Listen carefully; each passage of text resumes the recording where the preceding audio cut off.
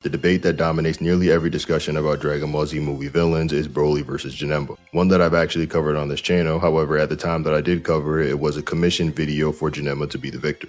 More than any other comparison, this is the most hotly contested argument surrounding Broly, and for good reason. Janemba's feats on paper are not just impressive, they are some of the most conceptually extreme in the entire movie canon. When we talk strictly about raw feats and power scaling, Janemba brings an entirely different kind of threat to the table. Even in his base form, already portrayed as stronger than Majin Buu, Janemba passively warps the entirety of the afterlife. This isn't just a visual effect or localized distortion. The afterlife in Dragon Ball is a higher dimensional realm separate from the living universe. Many interpretations argue it functions on a fourth dimensional scale, and some even suggest a fifth dimensional structure when temporal mechanics are taken into account. That makes Janemba's casual corruption of it an extraordinary high-tier feat. To put that scale into perspective, official statements describe the afterlife as being multiple times larger than heaven itself. Heaven in turn is said to span the same scale as the infinite living universe. So for Janemba to distort the afterlife simply by existing speaks volumes about the magnitude of his power. On top of that, Janemba demonstrates combat feats fast enough to contend with Super Saiyan 2 Goku. This is particularly notable because that same Goku while in base form was shown traveling from the afterlife to hell in mere moments, an act often interpreted as infinite speed. If that interpretation holds, then base Janemba must at least scale to the level of speed, if not exceed. Janemba's abilities go far beyond raw speed and strength. His arsenal includes advanced reality warping techniques such as reshaping space at will and creating miniature replicas of Goku to attack him. These abilities push Goku to escalate the fight further, forcing him ultimately into Super Saiyan 3. When Goku transforms, he explicitly states that the surge of power shakes the afterlife itself. In that state, Goku is briefly able to overpower Janemba with a massive energy blast, suggesting that Super Saiyan 3 places him temporarily above base Janemba. But that advantage doesn't last long, as Janemba soon evolves into his far more dangerous final form, Super Janemba. With this transformation comes a massive spike in power, along with instantaneous teleportation and even more refined control over space. In this state, Janemba completely dominates both Super Saiyan 3 Goku and Super Saiyan 2 Vegeta simultaneously, and does so while clearly holding back. The gap becomes so insurmountable that conventional fighting is no longer an option. With no alternatives left, Goku and Vegeta fuse into giving birth to Gogeta, and as Super Gogeta, the balance of power shifts insignificantly. Gogeta overwhelms Super Janemba with effortless speed, precise martial arts, and absolute control of the battlefield. The fight ends with the Stardust Breaker, a technique that doesn't merely defeat Janemba but completely erases him from existence, purging the corruption from both the living universe and the afterlife itself. Now, many of the typical Broly vs Janemba arguments tend to collapse before they even begin because Broly never appears in this film. According to the implications from Koyama, the reason for his absence is simple. Broly is already dead by this point in the story. Having been defeated in the previous movie and killed while already deceased, Broly effectively ceases to exist in the narrative timeline. It's implied that his soul had already been dealt with, most likely involving Goku and potentially Pikkon.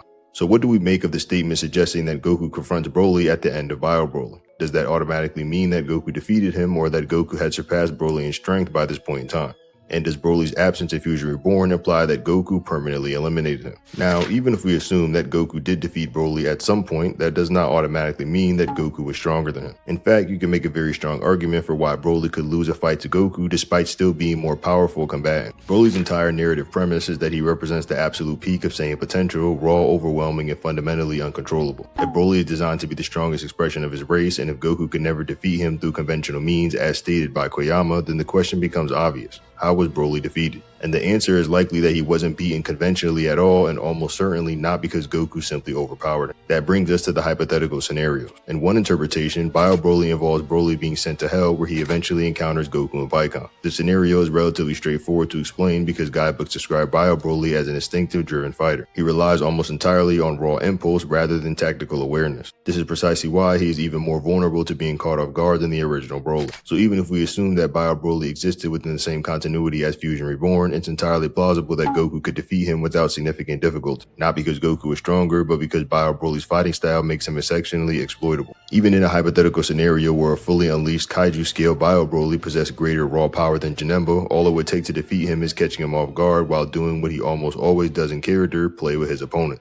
And in this case of Bio Broly actually going to hell, Goku and Co would already know his weaknesses. Broly being weak to water and being able to be blasted down from that point would be easily exploitable by Goku at that point in time. Broly's behavior is consistent among his appearances. In movie 10, he spends the overwhelming majority of the fight holding back, toying with the Z-Fighters, and enjoying their fear. Even at the climax, he is not operating at full intent, and despite being stronger than nearly everyone he faces, something as simple as introducing water or moisture into the equation becomes a decisive factor in his defeat. His raw power becomes irrelevant in the face of a glaring vulnerability. That weakness is key to understanding Broly as a character. He He is a being of immense, almost uncontrollable power, but also one defined by instability and exploitable flaw. Because of that, Broly can be defeated by opponents who are significantly weaker than him on paper. This isn't a contradiction, it's literally the core of his narrative design. Every film he appears in reinforces this idea both implicitly and explicitly, through dialogue, guidebook statements, and on-screen events. And Goku, of all characters, would be nearly aware of this. He understands that Broly's downfall isn't his lack of strength, but a lack of control. That understanding alone is enough to explain how Broly could be defeated without ever needing to argue that Goku surpassed him in raw power during the movie timeline. Another common attempt to downplay Bio Broly revolves around his encounter with Goten and Trunks. The argument typically frames these fights as unimpressive, but that interpretation ignores how the two are actually portrayed. Goten and Trunks are depicted as absurdly powerful for their age, frequently acting reckless or unserious, yet still being strong enough to toy with opponents far beyond what their appearances would suggest. The films themselves reinforce this portrayal. In movie 10, for example, Goten and Trunks are shown facing Super Saiyan Broly while Vegeta attacks him outright, only for Broly to completely discard Vegeta's assault in the first movie, treating it as meaningless. This establishes a clear hierarchy of power and indifference on Broly's part. Then in movie 11, the two children confront what is presented as the strongest incarnation of Broly up to that point. Even if this version of Broly is not exerting himself fully, much like Broly in movie 8, the gasp remains enormous. What makes this especially notable is that Goten and Trunks are specifically referred to as the ultimate strongest combo in existence. That statement alone is remarkable when you consider the combinations such as Goku and Pikkon, or even the theoretical pairing of Goku and Vegeta, could exist within the same framework. That fact that the movie elevates Goten and Trunks above those potential pairings says a great deal about how powerful they're meant to be in this context. Given that the Bio Broly exists within the same general timeline as Goku who fought Janemba, this interpretation carries even larger implication. Under that premise, Bio Broly would scale above a hypothetical movie 11 Gogeta would have been at that point in time. One could argue that fusion represents a greater multiplier than the combined efforts of two fighters acting independently, however, and the phrase strongest combo may refer to a pair fighting side by side rather than a fusion technique. Even, however, if this is the case, it still dismantles the notion that Super Saiyan 3 Goku could have defeated Bio Broly on his own.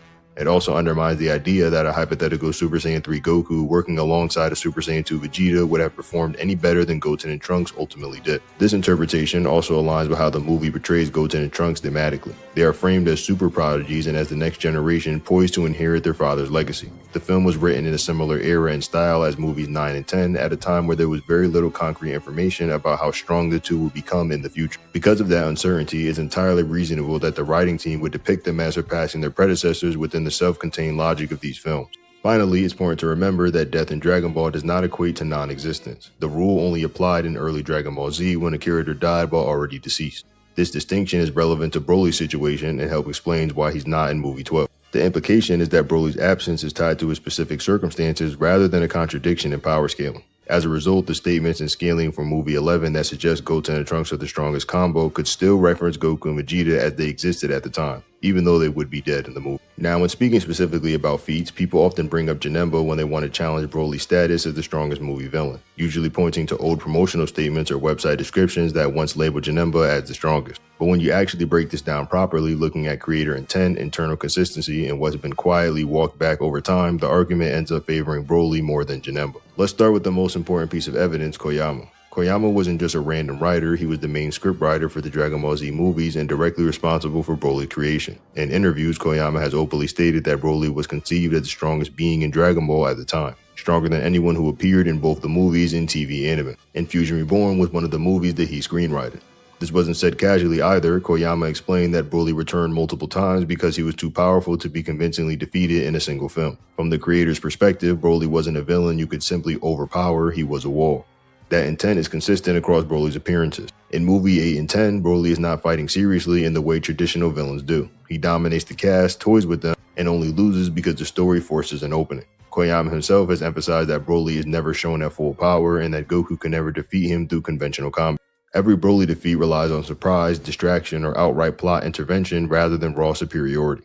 Now contrast that with Janemba. Yes, there was an older description once hosted at Toei-related promotional material that referred to Janemba as the strongest movie villain. That statement is often repeated as if it's permanent gospel. The problem is that it no longer exists on the Toei's official website. The phrasing has been removed, and in Dragon Ball, when official sources quietly stop repeating a claim, that matters is significant. It means that description is no longer being upheld as an authoritative ranking. And this claim was specifically removed because of what Koyama mentioned about Broly, which just reinforces the idea that this is the authoritative truth. When discussing feats specifically, Janemba is often credited for warping the afterlife, which is at most conservative interpretation would place him at Universal Plus, and at the highest end could be argued to reach into multiversal territory. However, this is not a level of scaling that Broly cannot also reach. In fact, Broly has his own consistent path to similar and potentially greater levels of power through both feats and escalation across his appearances. Even in his suppressed Super Saiyan state, Broly is implied to possess universal level power. This is supported by the statement that he was capable of destroying 1/4 of the entire universe, which alone places him comfortably within universal scaling.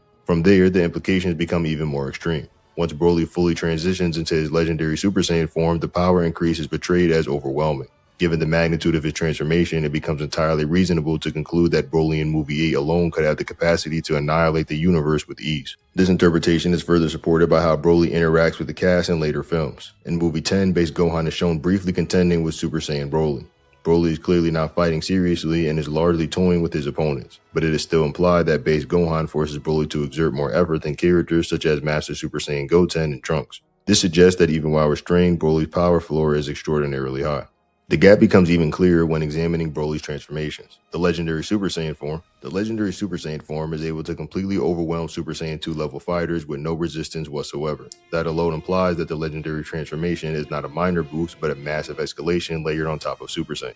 Conceptually, it can be likened to going from base to Super Saiyan 2 stacked on top of an already active Super Saiyan state, which would place the multiplier well beyond 100 times and even potentially hundreds times higher. It's also important to remember that Broly's power does not remain static. Across the two films in which he appears in this era, Broly is especially shown to grow stronger over time. This continued escalation further solidifies his placement in the Universal Plus range without requiring any speculative leap.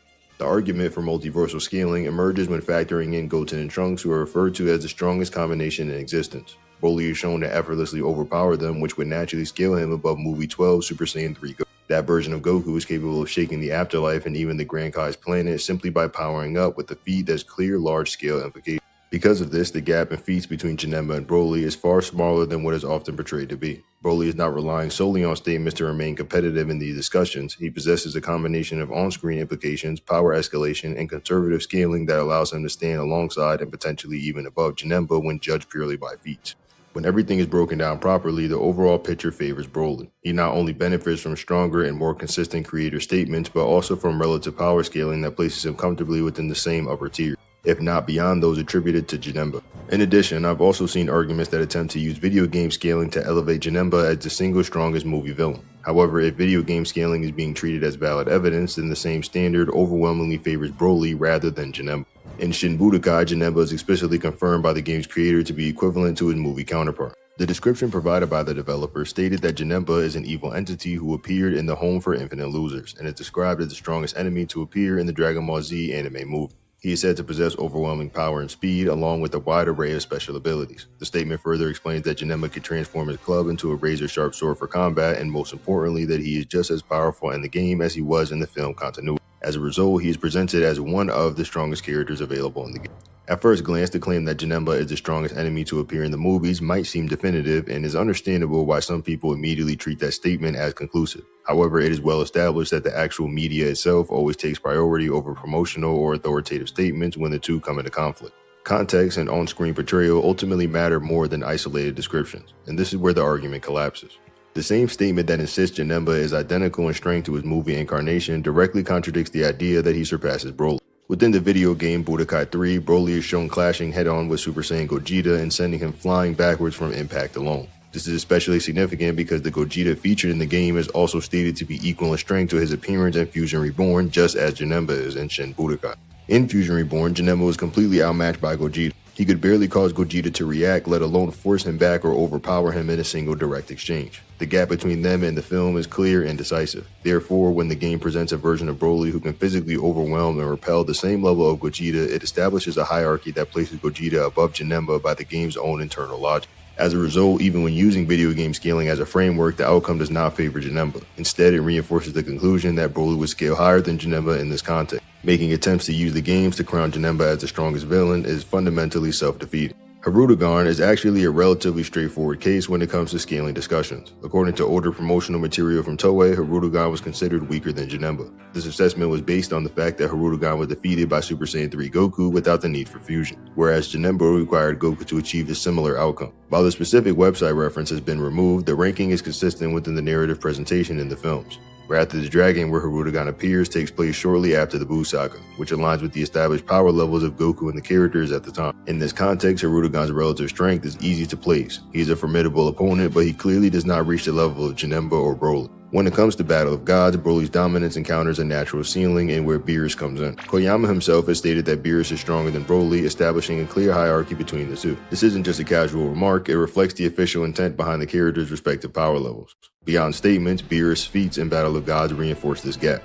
He effortlessly moves and reacts at speeds far beyond anything Broly has displayed in the movies, overwhelming opponents who have challenged even the legendary Super Saiyan. The transformation into Super Saiyan God Goku further scales above Broly's feats. The combined speed, destructive capability, and energy projection demonstrated by Beerus and Super Saiyan God Goku surpass Broly in virtually every measurable way. This scaling also creates an interesting implication. Super Saiyan God Goku is explicitly stronger than what a hypothetical Super Saiyan 3 Vegeta would be many years after the Buu Saga. Even if you assume Vegeta receives a full Super Saiyan 3 form well beyond his original appearance, his power would still fall short of God Goku's feats and destructive potential. By extension, this reinforces Broly's relative ceiling in this era. While he remains overwhelmingly strong, both creator statements and feats place him definitively below the likes of Beerus and Super Saiyan God Goku.